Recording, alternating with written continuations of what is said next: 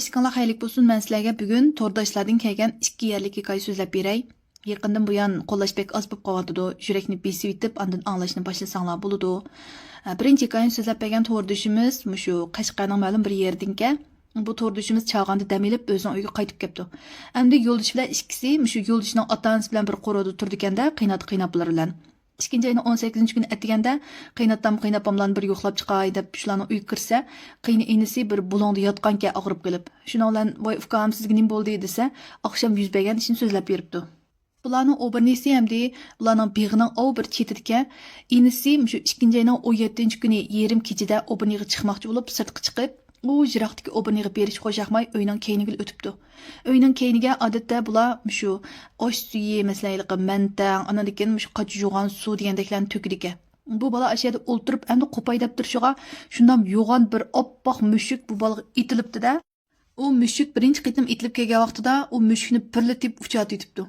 U mushukmi yonmay ikkinchi qitim itilib kelibdi-da. Bu qitim bu bola endi voqirab qo'rqitaychu deb voqamoqchi bo'pti, lekin og'zini ichib shunda voqasimi qat'iy ovozi teshiq chiqmabdi.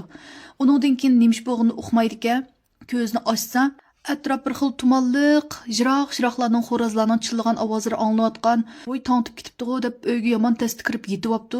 Uyga kiriblam shunda da qizib ketibdi-da. Keyinisini ko'rgan vaqti dal shu qizib, hamda o'tning ichida yotgandek ketib, ko'zlari yandan qip-qizil qizirib, u bolaning ochda bir bearamchilikda yotganda bu qiz kirib qolgan ekan. Ondan bu gaplarni deb beribdi. Ikkinchi hikoya bu qizning bir do'stining boshiga kelgan ishga. Bu qiz 2017-yillari to'liqsiz o'qiyotgan vaqtlarda yozda bu qizning bir do'sti bor ekanda, bular bir sinfda o'qiydi ekan, bir partada o'tirdi ekan, hattoki bir yotoqda yotadi ekan. Lekin bu do'sti hamda har kuni kechda cho'qqim hojatxonaga chiqmas bo'lmaydi ekan.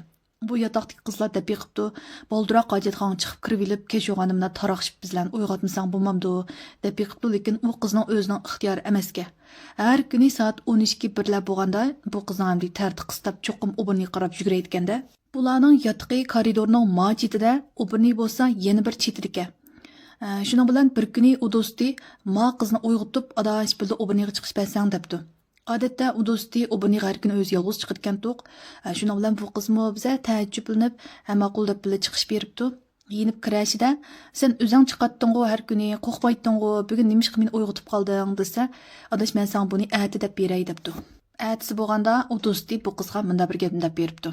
Bir kuni kechda o'birniga chiqsa, endi butun eshiklar taqoqganda, bu qizning shunchalik bir tartib qistab, endi o'birniga kirgisi kelib, u yerda degandan yig'lab ketibdi. Qaysanglar ba, ishing ichinglar deb degandan bir eshikni oldiga kelib degan jang urib yig'lab turib ashta desa, u o'birnining ichidan bularning yotiqidagi ma'lum bir savoqdishi chiqibla, nimanda odamni bizar qilsa, buningdagi yana shunday qilgan bo'lsang, bo'yningni chechingda bog'lab, o'birnining to'g'risiga esib qo'yma deb voqirab qo'yib eshikdan chiqibdi.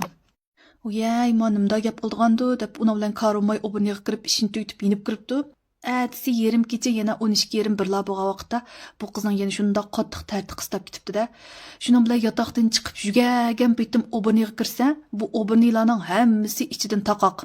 Shuning bilan yana bir tarafdan eshikni urg'ash yig'lab, eshikni ichinglar. Bu men ishtimga chiqirib yotganda qilib turma, eshikni ichinglar deb yig'lab turib ashta qilsa, bir eshik jaloqqida ichilibla, ichidan hamda bo'yi 1.60 m atrofida kelgan, endi odamga o'xshamaydigan shunda qo'rqinchli bir narsa chiqibla.